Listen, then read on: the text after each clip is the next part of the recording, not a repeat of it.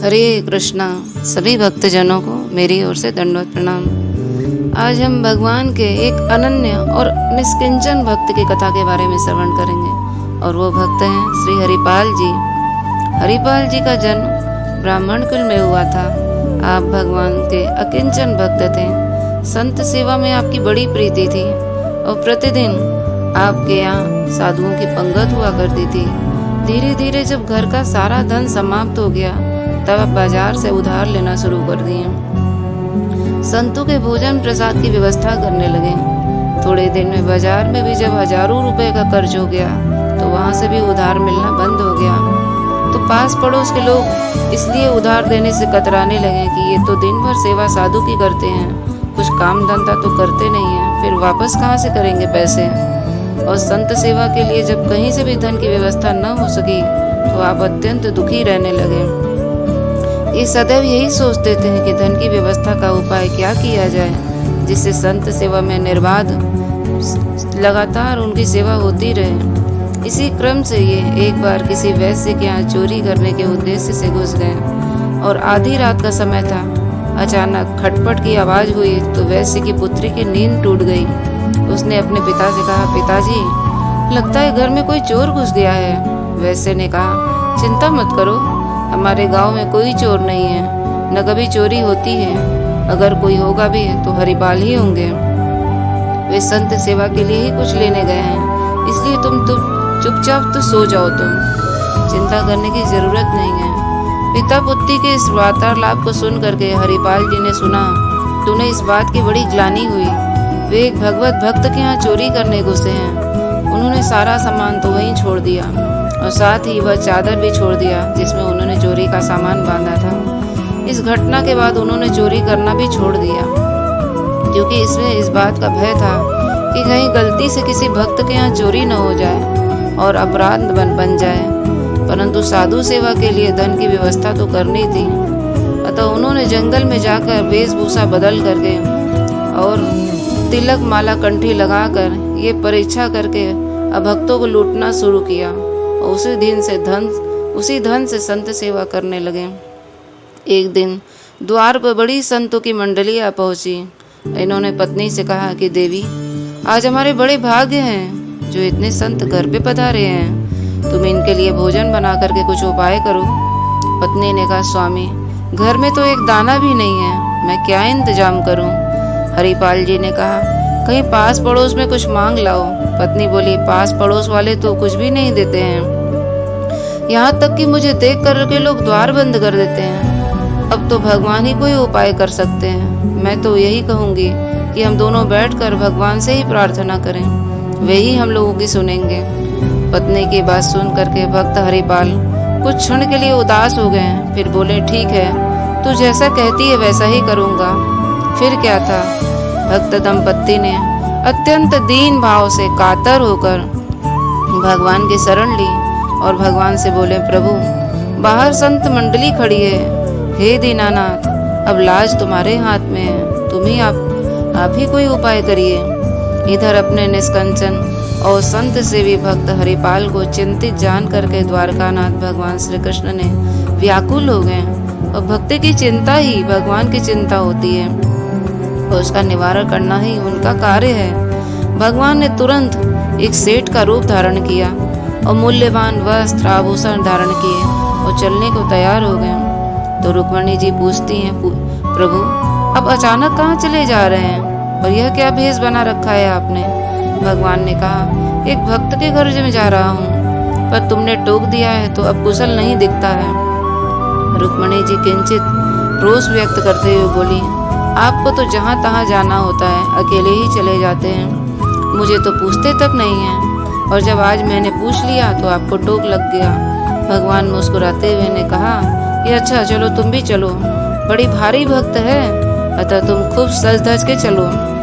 देखो, मैंने भी खूब सुंदर वस्त्र और मूल्यवान आभूषण धारण कर रखा है।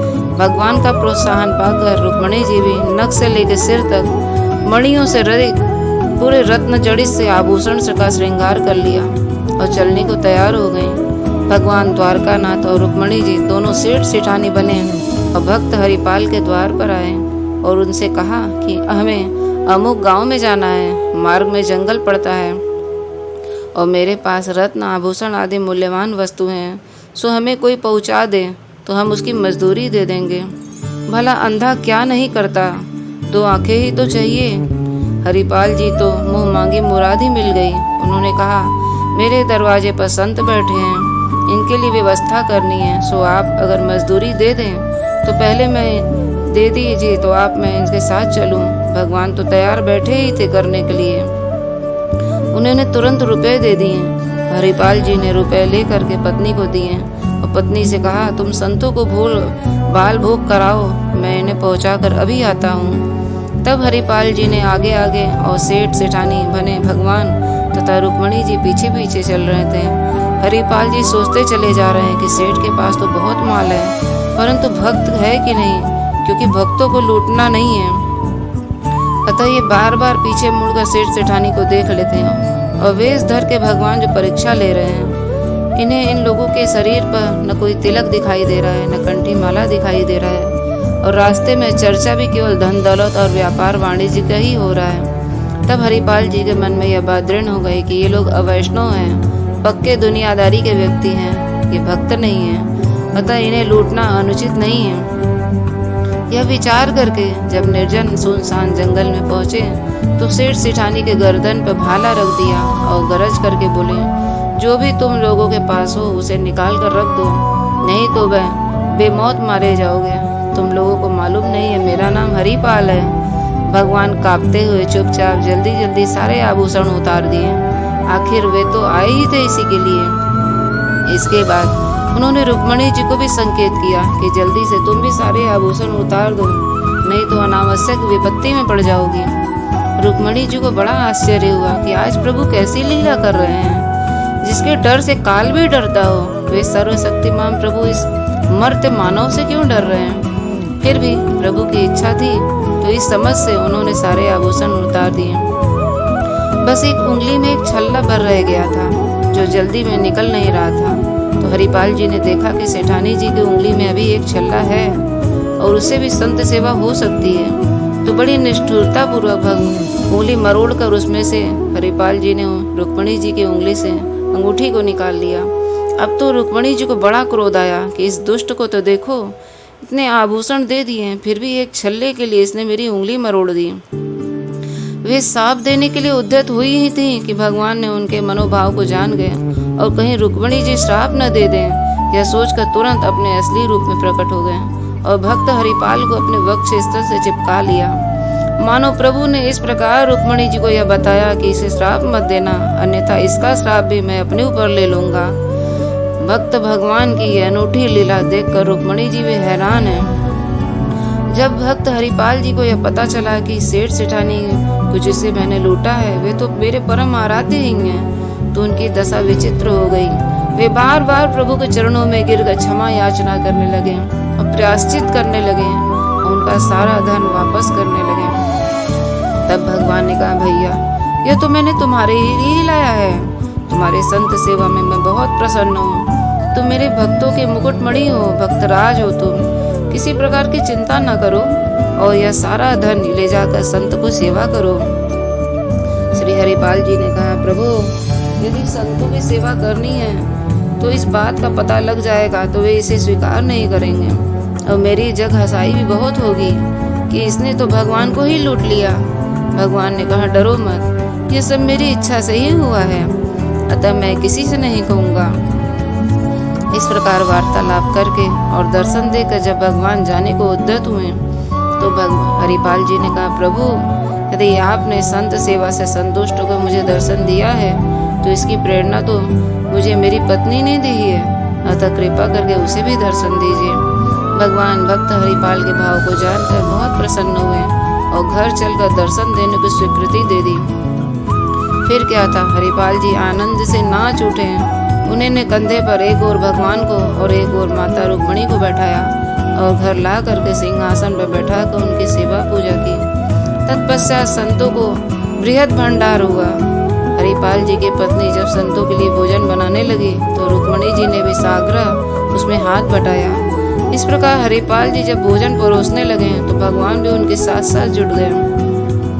संतों ने भक्त और भगवान की जय जयकार की और आनंद पूर्वक भंडारा संपन्न हुआ। इस प्रकार भगवान ने अपने भक्तों से उसी प्रकार स्नेह किया जैसे गौ माता अपने बछड़े से प्रेम करती है। जैसे दूध पिलाने के पेयपान कराने के समय वह स्तनों पर प्रहार करते हैं तो गौ माता उसे दूध देती है, वैसे ही भक्त द्वारा दिए गए कष्ट को न ध्यान रखकर भगवान सिर्फ उसके भाव को ही देखते हैं। श्री प्रियादास जी ने हरिपाल की इस संत सेवा को, निष्ठा को और भगवान की वत्सलता को इस प्रकार वर्णन किया है। भक्तन के संग भगवान ऐसे फिरयो, करे जैसे भक्ष संग फिर नेहवाती गाई है। हरिपाल नाम विप्र धाम में जन्म लियो, कियो अनुराग साधु दई श्री लुटाई। केतिक हजार लय बाजार के करज खाए, गरज न सरे कियो चोरी को पाए।